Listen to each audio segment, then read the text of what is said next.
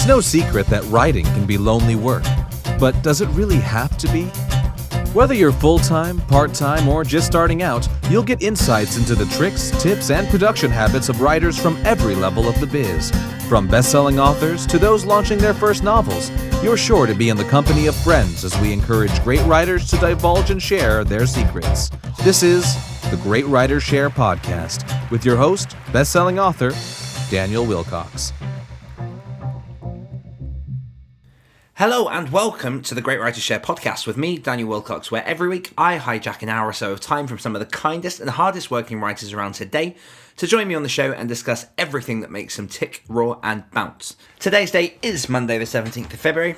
I'm currently sat in my home study. I am a bit ill, for those among you who have a bit of a keener ear. My throat is packing in, but luckily that doesn't really affect the writing too much. But what it is doing is forcing me to get into a period of rest. I have worked solidly for the last week or so ahead of having the little one over half term, because there'll be a few days there in which I won't be working. And that's one of the bonuses about having this kind of job. Whether you're at this point, whether you're aiming for it, is having that flexibility to be there when you need to, and obviously spending more time with my son is going to be glorious. But the resting is hard, and it's something that I know that I've always had quite a lot of problems with, and one book that I've been listening to on Audible recently is Ryan Holiday's Stillness is the Key.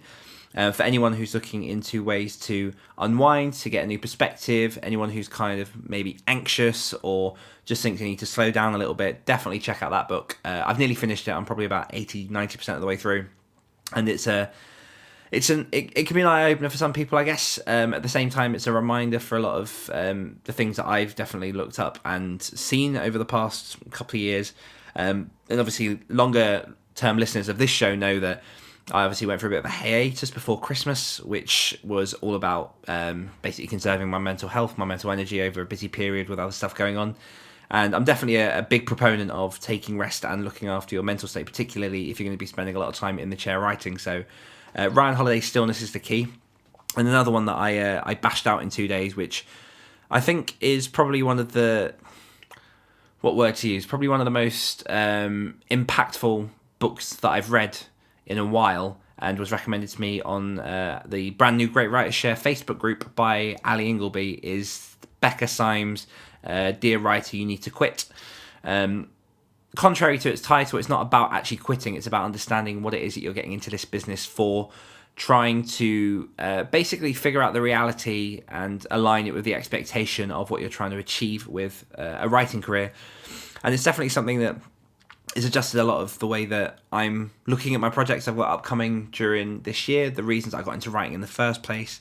Obviously, we all hit points where writing is harder than it normally is, and you get points where sometimes it's easy as hell and it's brilliant and it's glorious. But this book really dives into the psychology of why that might be for you, the reality of not everyone has to be a full-time writer, and I know that's something that's pushed a lot in these podcasts, is oftentimes how to get to the point where you're a full-time writer. And it's nice to have that choice between, do you want to be a full-time writer or do you not? But sometimes the reality is that you're just not a full-time writer, and that's not a career that you want to plunge yourself into entirely. So it's worth sometimes just taking a step back, being reflective and seeing what that's all about. Another thing I've been jumping into this week is I have been looking at a big rebranding project for something that I can't quite talk about yet, but it's very exciting. And this week's guest is sort of perfectly timed, because Meg Cowley, who is a USA Today Bestselling author of fantasy, goes a lot into rebranding for authors, how to set expectations, build trust, cultivate your readers, and engage them in a way in which your brand extends beyond the initial design itself, but more into the relationships, the communication, and just the identity of who you are as a writer. So been using some of the resources that she's dropped in there. There's some links in the show notes, and putting that into practice for one thing that I'll be revealing hopefully in the next couple of months, but which is at the minute exceeding my expectations, which I'm very, very happy with, and there are some very exciting things coming forward for that. As mentioned a little bit earlier, the new Great Writers Share Facebook group is currently live. I launched it on, what day is it? I think I probably launched it on Friday or Saturday, and we've got a growing community of people jumping into the group, getting involved, chatting, sharing their tips for being a writer, We're going to put some more stuff in there, sort of like weekly questions, going to drop some behind the scenes bits and bobs, start doing the monthly giveaways very, very soon. But I wanted to read one of our top tips this week, which came from Jasmine Plate, who is actually one of our narrators for the other story. So good to see you over there, Jasmine. And Jasmine says, read and read widely. My poetry mentor says the more you read and the more widely, the more you start to sound like yourself. Also, right. So that's kind of two tips, both sort of as important as each other. And it seems like a contrary thing to say the more widely you read, the more you start to sound like yourself. But the reality of it is the more voices you consume, the more you can see different patterns of how people write, the more you get to play and see what works for you, drop the bits that don't, pick more of the things that do work. And that is how you develop your voice. So definitely read lots and definitely read widely. I remember when I was beginning my journey into sort of horror writing, I did dive into a little bit of romance, I dived into a little bit of a thriller, I kind of jumped all over the place just to see what else was going on really in the world of writing so that I could look at unique ways to make the horror genre my own. And I feel like in many ways that's kind of paid off over the years. So definitely read widely, and thanks, Jazz, for sending that in. As I said, today's guest is Meg Cowley, and we go into author branding, we talk about business versus art, and we talk a lot about making the muse your bitch, which is definitely something that I completely agree with. How to force the muse to come and not have to worry about waiting for the right moment to get writing. Meg is someone who I've been familiar with for a couple of years. We met in London last year, 2018, beginning of 2018. Kept in touch ever since, and she's someone whose journey I definitely enjoy watching. She's got it nailed when it comes to what it is she wants to achieve. She knows the best ways to interact with her readers. She knows how to communicate with people, and like we mentioned a couple of times already, she's just got a brand that works, and there's a lot in here that you can learn from, take note of, and that will be coming up very, very shortly. One final note, no new patrons this week, but for anyone who wants to get more involved in the behind the scenes of the show, then you can just jump over to www.patreon.com/greatwritersshare. There you can pledge your support to the show for as little as $1 a month, and with that you get all the advantages like early access to episodes, you get priority questions for the authors, and you also get priority entries into the monthly giveaways. So check it out, www.patreon.com/greatwritersshare, and find all the fun over there. But without any further ado, let's get straight into the interview with the one and only Meg Cowley.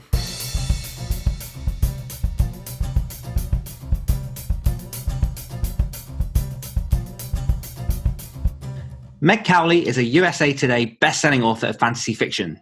She lives in Yorkshire, England, with her husband, son, and their two cats, Jet and Pixie. Meg loves everything fantasy, magic, and dragons, and has been a writer and artist since she could pick up a pencil.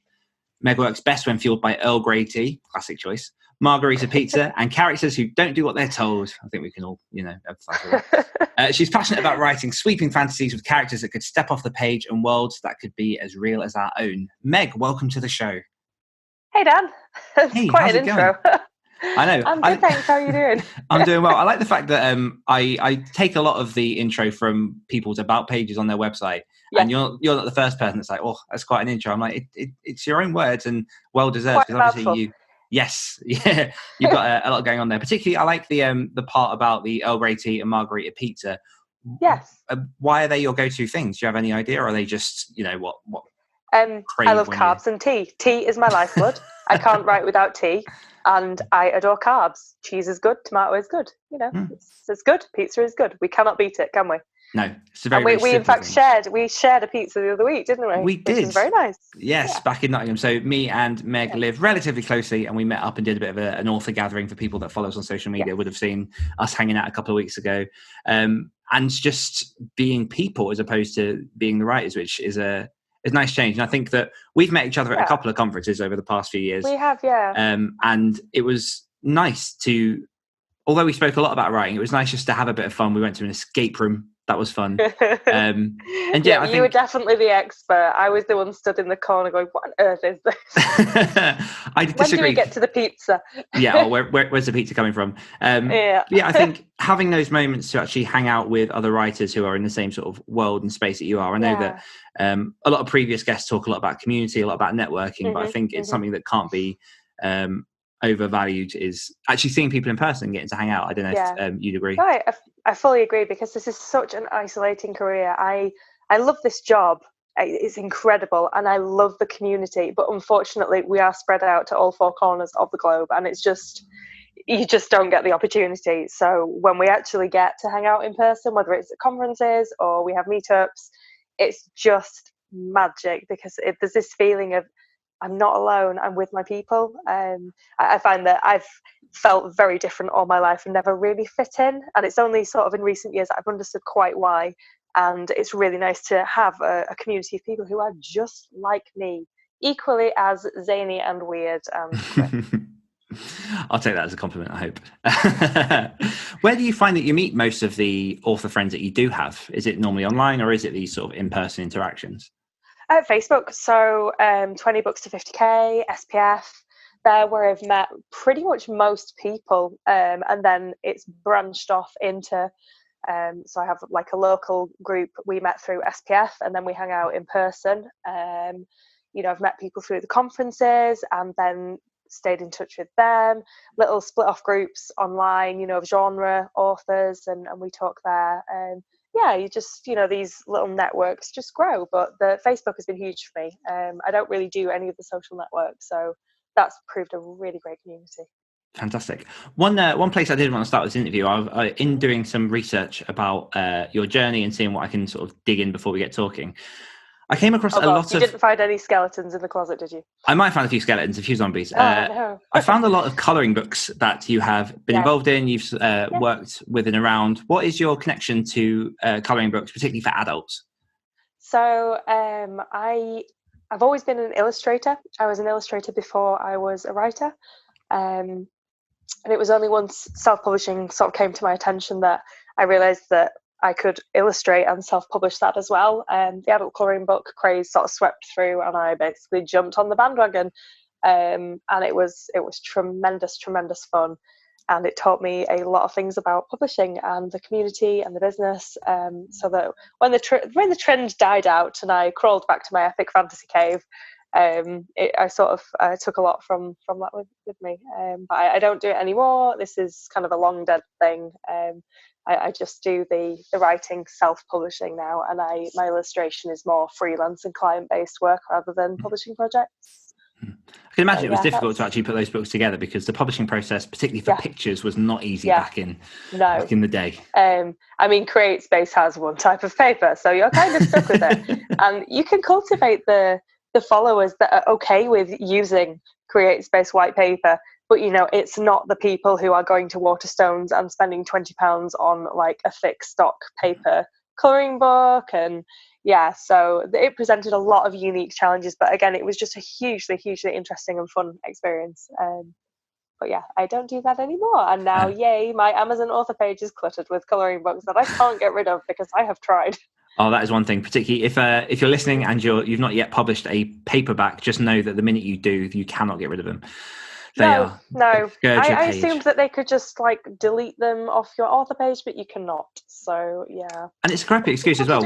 It's to do with if people want to resell your paperback that they may or may not have purchased, even if you sold no copies, they keep the page open. But such is Amazon. But jumping forward a few years, you are a USA Today Bestselling fantasy author, which is an exciting label to have attached to your name. How did dream? I can imagine. I'm yet to get there. But how did the fiction side all start for you? Obviously, you sort of played around a bit with the publishing in terms of the colouring books, but where did the fiction start, and how did that really start kicking off for you? To be honest, I've been a bookworm since as long as forever, so writing stories seemed really natural. I've always been really creative and imaginative, so it just seemed like the natural thing that I wrote stories. I wanted to get one published. Who doesn't? Who doesn't want to be on the shelves at Waterstones or Barnes and Noble or anywhere? So I researched, and it turned out that self-publishing at that time for me was the best option. So I self-published my book and I put it out into the world, and nothing happened. So so that was when I learned about self-publishing, and then I went down the colouring book foray and had fun with that, and came back to it and just I guess I just decided that I actually wanted to do something about it, like for real. So I sat down and I just worked really hard, devoured everything that I could in self-publishing, followed the big blogs and the podcasts and all the rest of it. And, fast forward a few years and here we are. So as easy as that. It's just as simple as that. What were the big changes that occurred within the release of the first book, which did nothing, and the follow-ups where you said yourself you decided to sort of really put the muscle in, really start getting it down? What was the mindset shift there? What kept you going and pushing forward when that first book didn't do what you wanted it to? Sheer desperation. This is my third career and I'm 30. So that's quite a lot of careers to have by the time you're 30. I think I'm on 3 as well. Yeah, third time's the charm though, right? So yeah. We got there, yay. I just hated the other two and I just wanted to escape from the misery. And it was seeing that it could be done, after a lifetime of being told that you just can't be a writer, you can't be an artist. They are not jobs. For God's sake, just go get a degree and get a proper job like everyone else. For having that rammed down my throat for so many years, now I actually saw people doing what I wanted to do. And it just, I guess for a pretty timid and towing the line kind of goody two-shoes, I guess I just had an inner rebel that just went, oh, stuff this. I'm just not meant to be one of these normal people. I just want to do this. And it just lit the fire and I decided that I was just going to try my best. So I ended up, by that point, I was writing the third book, the final book in the series, and ended up pulling everything and starting from scratch. So new covers, sorted my blurbs out, figured out how to market, built an email list, all the stuff that you do. That's now really common and everyone knows to do it, but back then was like gold dust and we didn't know what we were doing. This was probably 2015, 2016, so indie publishing wasn't really that huge at that point. And that just really helped me springboard into joining this amazing community, meeting people, finding these fantastic opportunities. And that's sort of led to everything that's happened since. And it's just been a case of knuckling down and working my butt off. There are times where I've worked 40 to 60-hour weeks and I've made less than $1 an hour. But those have been the times that I needed to get through to get to where I am now. And I feel really lucky to be where I am now, for sure. But yeah, it's taken hard work and also trying to be smart about it as well. And realizing that a book is half a creative process and half this lovely, story and narrative that's moving and entertaining and all the rest of it. And it's half a product, and it's a product that's supposed to make money, and you have to be able to leverage it. And it's really strange, this split of, the creative heart and the business brain. But I found that really trying to separate the two and focus on both of them has been really helpful, particularly in the last year or two, in shifting from I'm just, writing lovely stories to this is my livelihood, this is providing for my family, as well as I love writing stories. Did you always look long term and think, yes, I'm going to make it, or were there steps along the way where you were close to giving up? I think there are certainly times that it's been challenging. And, when you look at putting in, say, 40 to 60 hours a week and that month you come out with $200, there is a part of you that looks at your friends who are driving nice cars and have their fancy jobs and, the big house and all the rest of it, and their lives are perfect, which is all we see on social media, of course. Of course. I would be lying if I didn't say at those points I wondered what on earth I was doing and had I made a colossal mistake. But I had this conviction inside that I just didn't want to give up, because what was the alternative? The alternative is going back to a day job that I hated. Any job, it doesn't really matter what it is, just working for someone else, doing literally anything, it's just not really a kind of existence I want to live. It made my soul kind of grey and colourless, and I just didn't have any joie de vivre. And, this is the thing that lights my soul on fire. This is what I love to do. So there was never any question of giving up. It was always a case of, I have to make this work. There's no other way. So just make it work. And I've done whatever it took to do that. I've had, at the start, I had a part-time job before I went full-time. I've done freelancing on the side. I've just done whatever it's taken to make it happen. Yeah, I think it's It's something that I've always tried to understand along my own journey is when, like you say, you're working full-time, part-time, however many hours you're working, and then you've also got this side hustle, and that's accommodating hours and hours of your time, and you have those days where you're not seeing that reward. I think it's always hard to justify why you're doing it, but it was similar for me. There was never a question of stopping, because it was just, I guess maybe it's a calling, like this is just what I'm meant to do. It's just got to work. And I think it's something that particularly new writers have to understand, is there is going to be that long sort of journey along the way, obviously varying levels of success depending on what you're doing, but you really need to be invested in committing to making it work, and it's not just a quick thing that appears, but once it does, it's beautiful.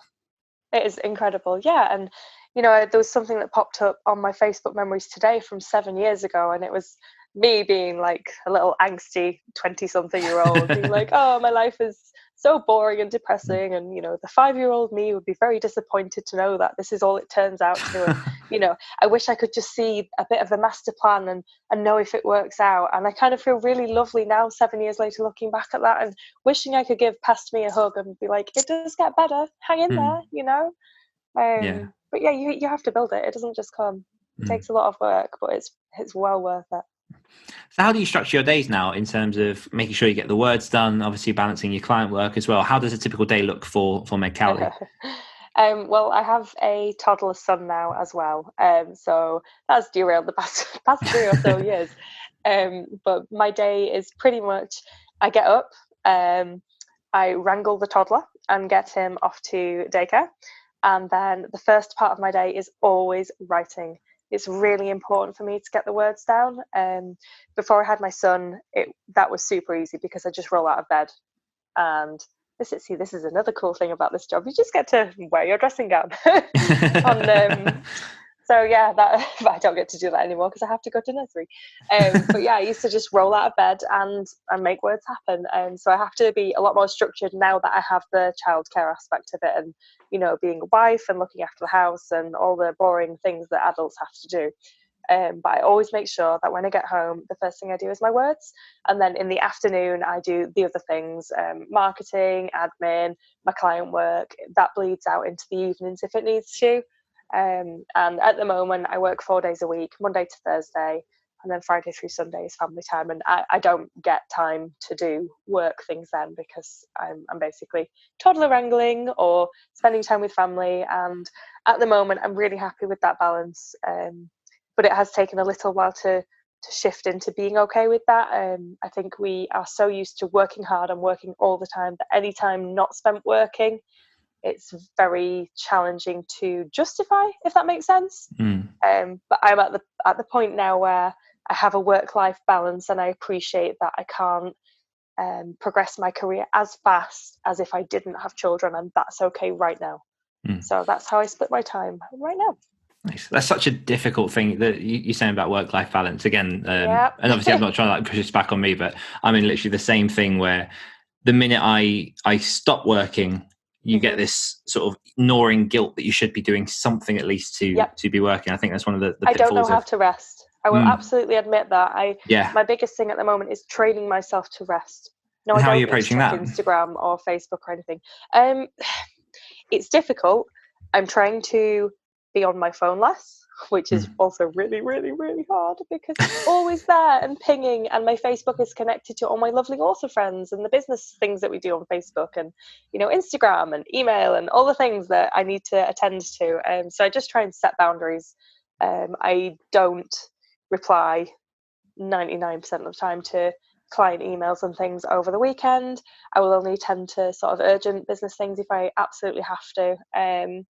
And in terms of trying to rest and relax, I make sure that I spend time with my husband on an evening. We watch TV. I'm making reading time every day. That's a priority for me. For so many years, I have just not had time to read, and I've just worked. And now I've realised how much I've missed that and how much reading ought to be a priority. I try and make time for socialising. Total introvert, so not as good as I ought to be at that. But it's just trying to do things that refill my creative well, refill my energy, and just look after myself. So it's the basic things like nutrition and getting enough sleep and things like that. So I just really try and take care of myself, I guess, and prioritize, if it's outside work hours, should I be doing it? Probably not. Yeah, self-discipline is something that's quite difficult. Which is ironic that you need discipline to relax. I know, that's the worst part, is you've got discipline within your work, and then you do have the discipline outside, particularly. Yeah, absolutely. But I think the problem with this work is it is all encompassing. It's just, I can't not think about it. It's compelling. I just can't not. So it's really hard to switch off, and especially when you are the business. That's it. The book stops with you, and if you're not doing it, it doesn't get done. If the ball gets dropped, you've got to pick it up. So it's really hard to separate and think, well, the ball's going to be fine for the next 8 hours and I need to sleep now. Yeah. One of the things that I absolutely loved when looking through your stuff, and it was one of the things we spoke about a little bit when we met up a couple of weeks ago, is you have a very strong brand behind your books and everything you do. I'm so pleased you said that. it's beautiful. Obviously, I'm going to assume that part of that is lent by the fact that you've been an illustrator for years, the fact that you've got a very keen design eye. You do book cover art, which we can go into a little bit as well. But what does it mean for you to create a strong brand, and why should authors consider their brand when creating their books? At what point should they start considering their brand? I don't think it's ever too early, to be honest, but it's only something that I've really seriously started thinking about in probably only the last 6 months.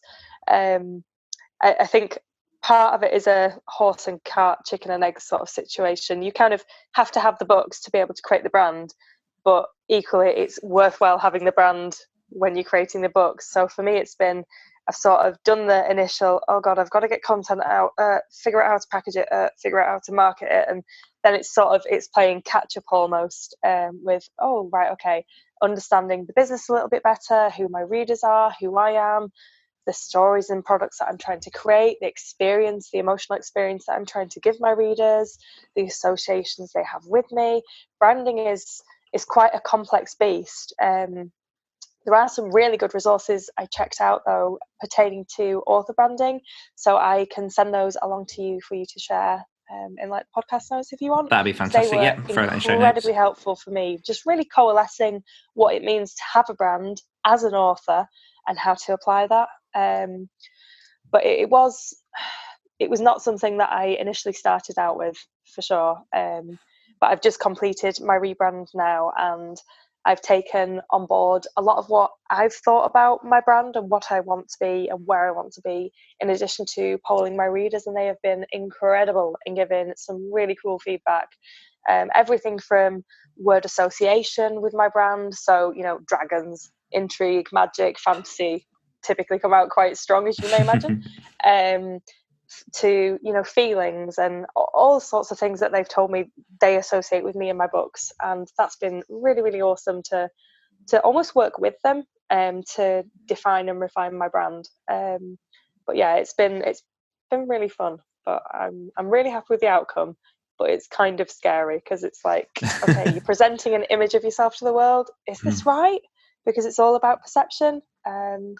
So I definitely want to update my covers in 2020 just to make sure they're just sort of ticking that branding box quite nicely, because I feel like right now they're sort of aligned, but not quite perfectly with the brand that I have and want to perpetuate.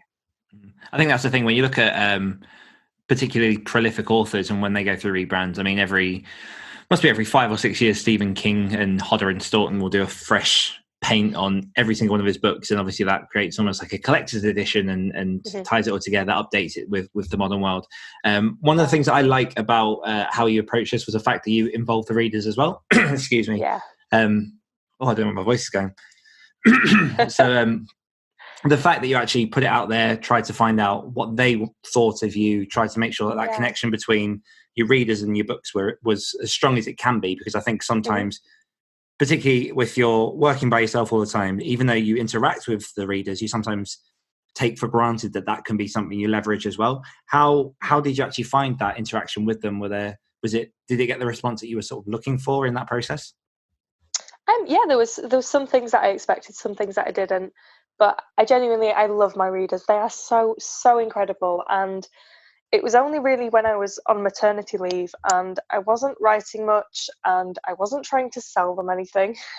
And I was just trying to sort of keep in touch. You know, we were all bookworms and chat about the things that I, as a bookworm, liked. And we built this really great rapport.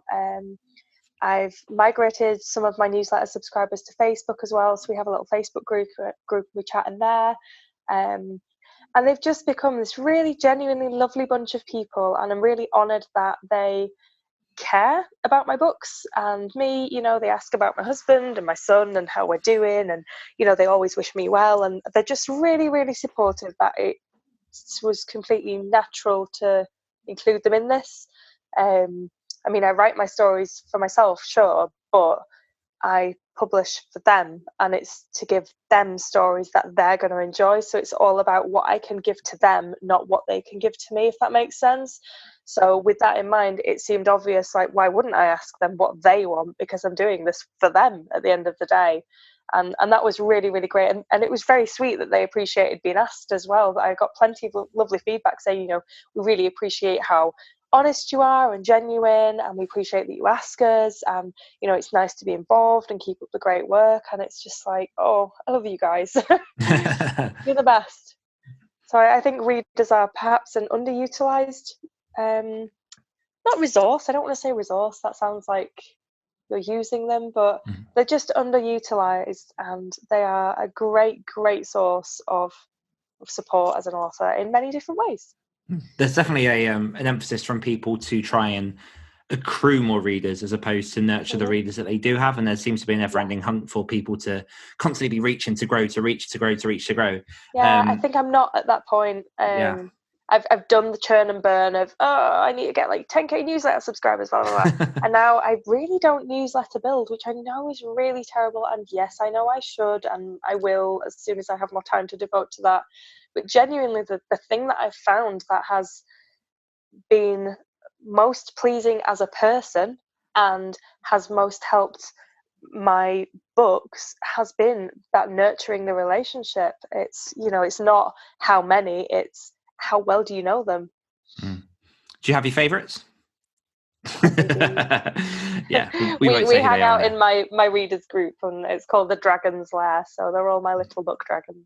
Nice. We mentioned earlier a little bit about your cover art. You also do design covers for people as well. Talk us a little bit about how you juggle that with the writing side of things, and what kind of considerations you take when taking on clients for cover work. So with juggling the covers and the fiction, I just purely look at what client load I have on, and what fiction projects I'm working on. So sometimes if I'm in a lull with the fiction, the client work steps up and that takes over, or if I don't have that much client work on, the fiction takes over. So it's very organic. It's not a very set thing. It just changes according to my workload. And when it comes to clients, the clients typically approach me, and it's pretty much 90% word of mouth.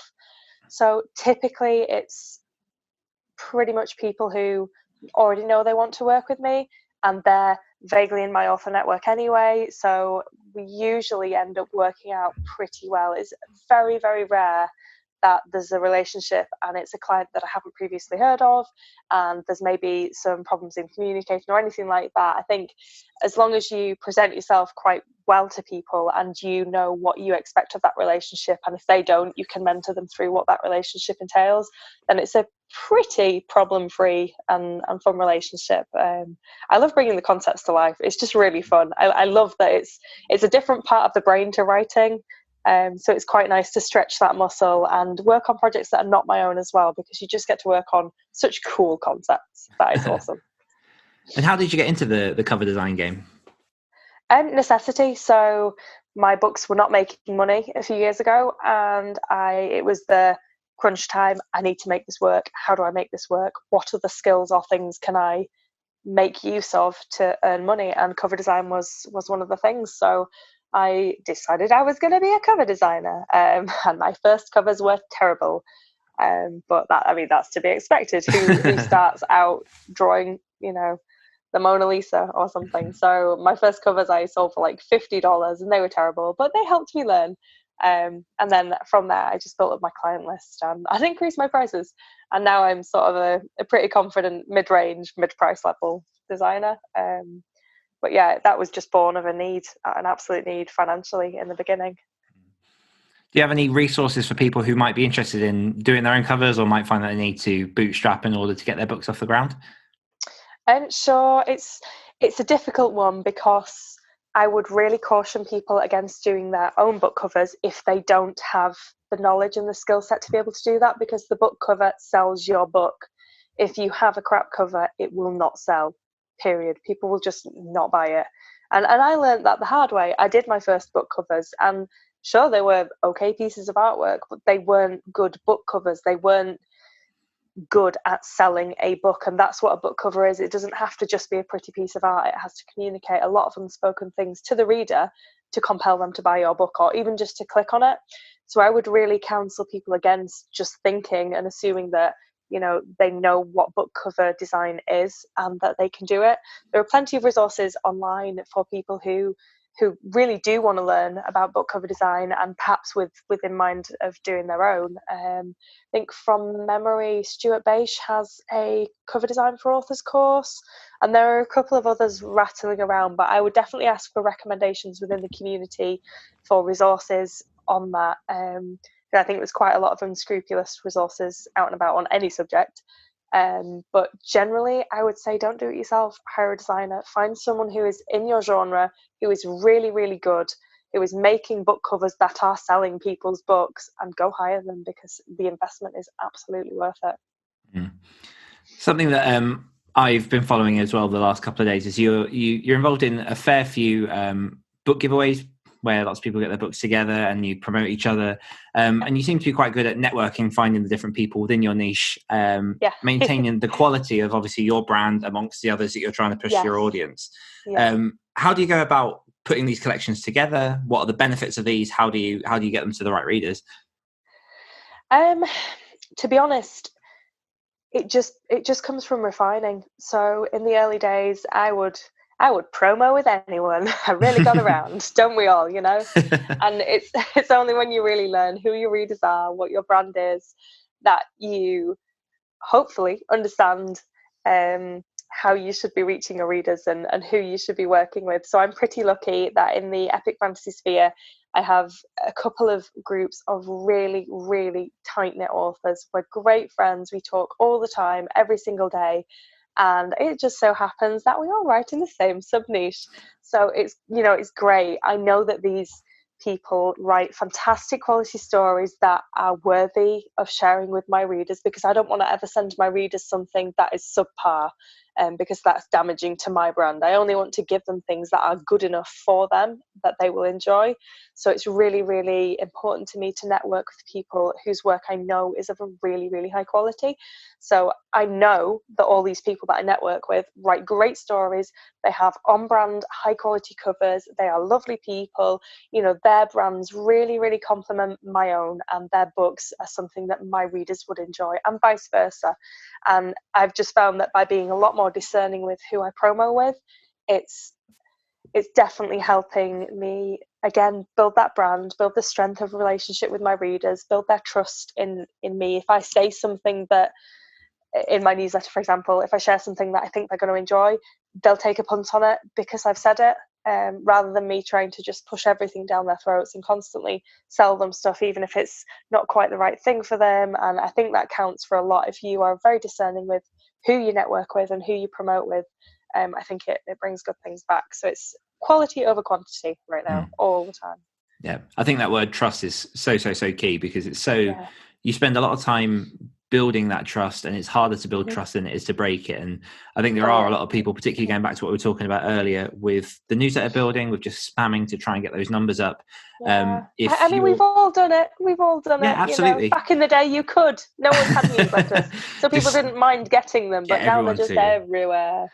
Yeah, absolutely everywhere. And like we say, trying to just get that trust between you guys and making sure that they know that everything that you're suggesting is of quality, I think is so key, and something that people it's should adding value. try to For me, it's always trying to add value to the reader. So I don't think about trying to sell them my books per se. I think it's really, really rare. Maybe when I have a new release, I might say, oh, hey, I've got this new release, it's there if you want it. And usually I'll pretty much push that, oh, and it's also free in KU, so you don't have to spend any money on it, kind of thing. It's, yeah, I think it's really hard sometimes when you're starting out, because you think you've got to say buy. But actually, it's very counterintuitive. And I found that the most support comes from when I'm not trying to sell them things, and when I'm trying to add value to them and think about things from their point of view. So that's definitely how I approach my communication with my readers. It's trying to add value to them. What can I offer them that they will enjoy? And if it suits them, maybe I can try and sell something to them, but only if it suits them. I'm not trying to exploit them. There's definitely a large element of compassion and empathy and understanding of your readers, your audience, what you're trying to achieve. Where do you think that mentality came from for you? Because a lot of authors that I have met, and obviously I'm not naming them, I'm not shaming anyone, but I've met authors that do drive a hard sell, do just try and obviously write the words, whack them out. Where does that kind of mentality come from for you? It's just the person that I am. I'm wouldn't it be nice to write 10k a day and push out a book a month and all the rest of it? But that's just not me. I guess it's treat other people how you'd like to be treated, and for me, that's how I'd like to be treated. I guess I approach things first as a reader.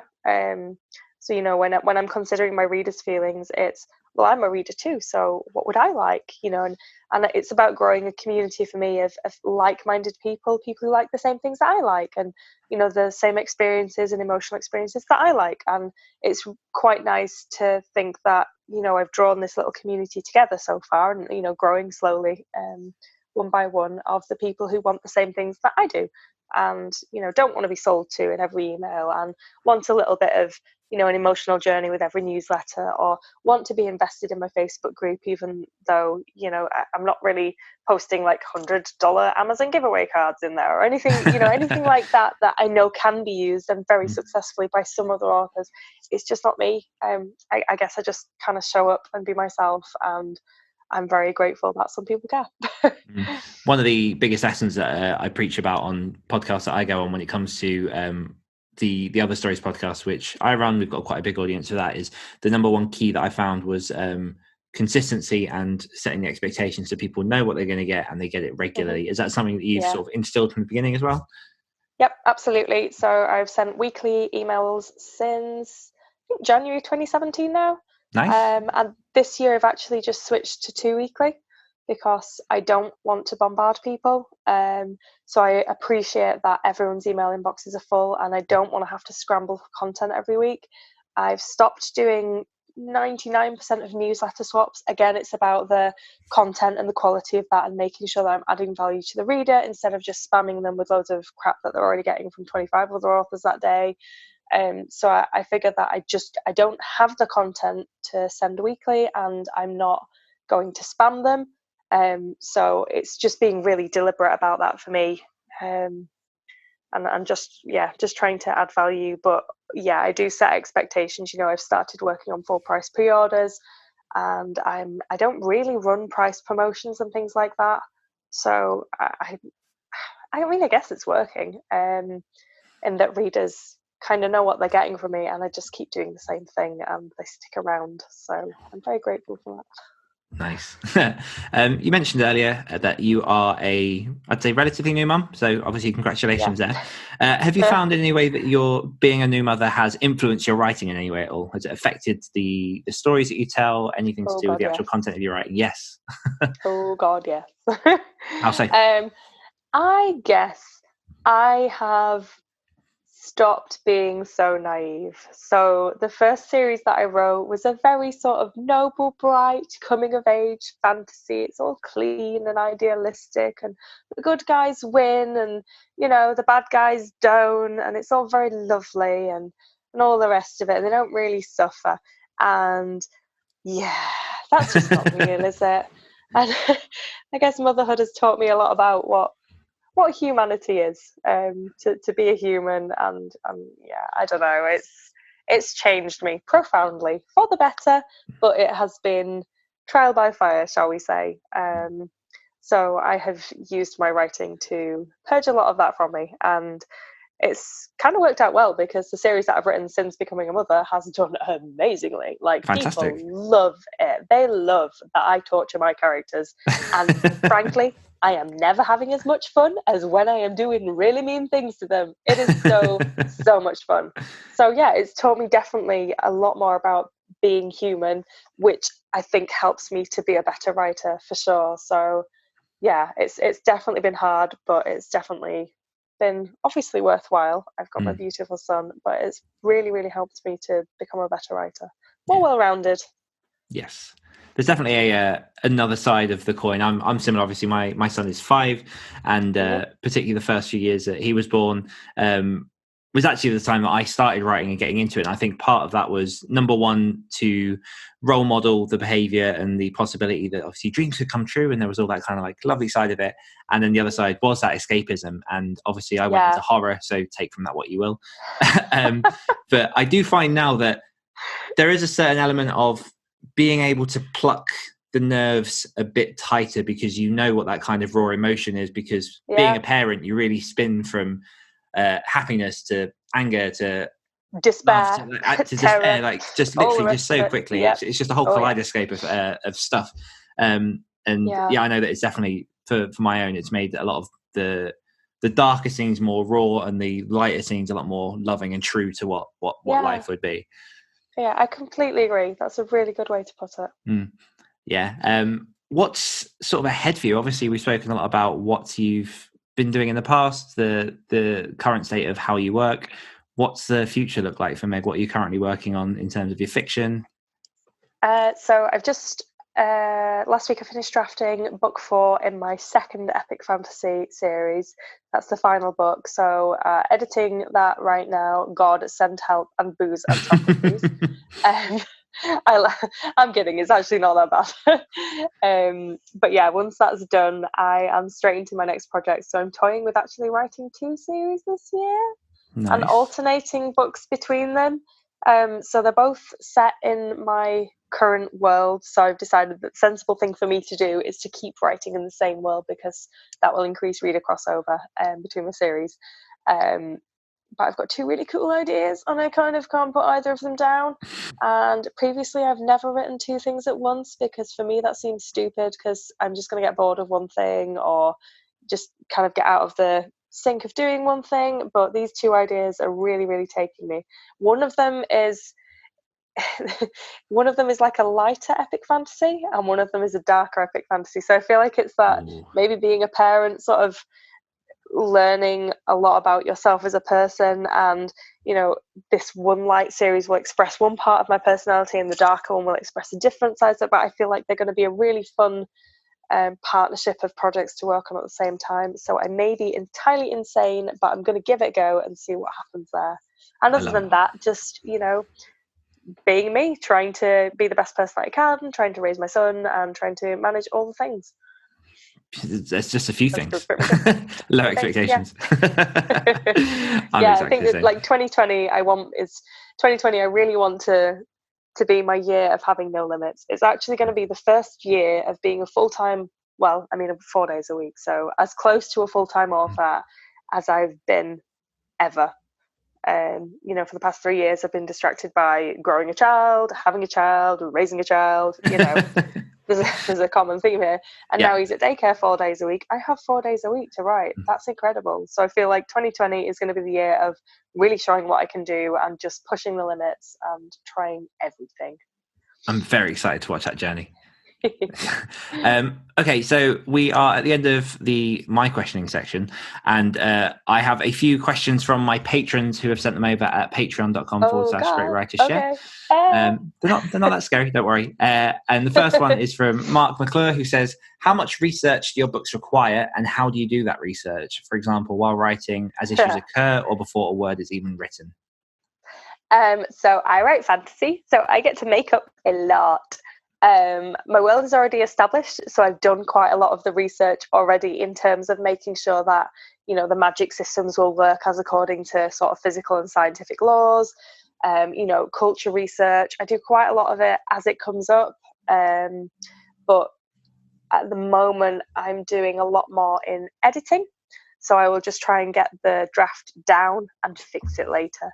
But that comes really with the luxury of having the world already built, and a lot of the research is already done. A lot of the civilization is already set up, and the world is set up. So I typically don't do much research, but I think a lot of that is just because I get to write fantasy, and I can pretty much just make it up, which is great. Yeah, I was going to say, is that a big component of it? The fact that really sorry about that. I don't think I'm actually going to be that useful because just make it up. I think I'll just put a dragon in there. Great, that solves that. I don't envy people who write sort of hard sci-fi who need their facts straight, need all the maths and everything correct. I don't envy that side of stuff. Sorry if you're a hard sci-fi fan listening, but that's definitely not my bag. Yeah, you are incredible, and I could not do it. Hats off. Yeah. What is your top productivity tip? Ooh. For me, oh gosh, I'm a planner, but I know planning and pantsing are two different things. So I would probably say routine. Routine is really key for me, but that includes location as well and the senses. So it's not just about the time, it's where are you, what have you got surrounding yourself. So for me, I write in the mornings. It has to be in a light, airy space, in a certain comfy place. I love writing in my bed this week, but other than that, I have a really comfy chair. There's blankets, there's tea to drink, there's a nice candle to smell. It's about evoking that whole sensory experience, and you're programming your body. This is writing time. When all these things align, it's time to write. So for me, that's huge. It's kind of getting in the zone, but it's manufacturing that. I don't wait for the muse. The muse has got to come, whether she likes it or not. I will drag her kicking and screaming with lavender scented candles. I'm so going to find a way. I'm going to find a place to put that quote somewhere, because that was incredible. Okay, next question. What would your profession be if you weren't a writer, or if writing wasn't an option? Artist. Literally, this is black and white. It's just what I want to do. There's no other option, period. Create. Just can't do anything else. Yeah, just make stuff. Fantastic. Cool. So now we are going to go into the quickfire round, the dreaded quickfire round. Terrible stuff like this. So 10 questions I'm going to throw at you as quickly as possible. God. Try and respond this is like as high quickly stress as possible. Situation. It is. I do have one trying to catch you out, so we'll see how that goes. I'm sorry. It's because I know we were friends. We were. We were friends to get you on the podcast. I'm joking. I love you. But yeah, if you want to say pass at any questions, then obviously feel free. That's absolutely fine. But are you ready? Go on. Gandalf or Dumbledore? Oh, Gandalf. What's your best ever fantasy TV show or film? I'm loving The Witcher now, but that is totally Geralt of Rivia based because, oh my God, he's so swoony. What would your animal familiar be? Cat. What's the most impressive meal you've ever cooked? Oh God, cook everything. Probably my cheat Sunday dinner. I make a full Sunday dinner in 35 minutes when I can't be bothered cooking, and it's just amazing. Well, we're going to talk off camera. Who was the last writer to make you cry? Oh, do you know what? I don't think probably anyone's made me cry since J.K. Rowling and Dobby, because genuinely no one's affected me that much since. Sorry. Fair. What's one book you've recommended more than all other books? That is absolutely the Venatrix Chronicles series by Sylvia Mercedes. Top series read of 2019. Absolutely flipping amazing. If you love original magic series, original magic systems, kick-ass heroines, and just the most vivid descriptions, you need to read that series. It's incredible. Which shoe do you usually put on first, your left or your right? Left. If you could bring one imaginary creature to life, what would it be? Dragon. Come on. Who do you like the most, Jet or Pixie? Jet, because he loves me. Pixie just loves me for food. If you had to choose one single book of your own to survive an apocalypse which destroys all the others, which one book would you choose? The one of that I've written. One that you've written. Order of Valtzeron. So that is the third book in my current series of the series that I'm just wrapping up. Nice. It's the one that I wrote through all the angst, so it just has all the good feels. Beautiful. And that's 10 questions. So the final bonus question is, where can our listeners find out about you and everything that you're working on? Okay, so my website is megcowley.com. You can find me on Instagram at Meg_Cowley and on my Amazon author page. My newsletter I send out bi-weekly, and you can sign up on my website. So pretty much newsletter or Instagram, that's where I hang out. Beautiful. Well, thank you so much for coming on. This has been an interview that's been a long time in the making. So I appreciate you taking the time to jump on. Oh, it's lovely to chat, and we need a pizza date soon. We'll sort out another pizza date soon. And thank you everyone for listening, and I will see you next week. Thanks for listening to this week's episode of the Great Writers Share podcast. Next week, I'll be joined by lit RPG author John L. Monk. Don't forget you can get early access to every episode of the Great Writers Share podcast and the chance to ask upcoming guests any of your questions just by becoming a patron of the show. All you need to do is visit www.patreon.com/Great Writers Share and support the show for as little as $1 a month. One more time, that's www.patreon.com/Great Writers Share. Until next time.